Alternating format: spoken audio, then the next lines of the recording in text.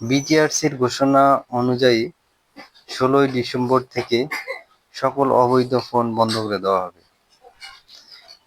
তো ১৬ই ডিসেম্বরের আগে আপনাদের যারা বিদেশ থেকে আনা ফোন তারা নিজেরাই সেটি এনআইডি কার্ড দিয়ে এবং নিজের সিম নম্বর দিয়ে নিবন্ধন করে নেবেন।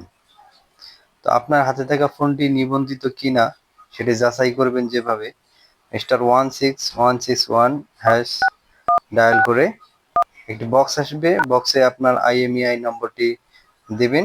এরপরে ফিরতি SMS এ আপনাকে জানিয়ে দেওয়া হবে আপনার ফোনটি নিবন্ধিত কিনা। যদি আপনার ফোনটি নিবন্ধিত না হয়ে থাকে সেক্ষেত্রে আপনি আইডি কার্ড এবং আপনার নম্বর দিয়ে ফোনটি নিবন্ধিত করে নেবেন।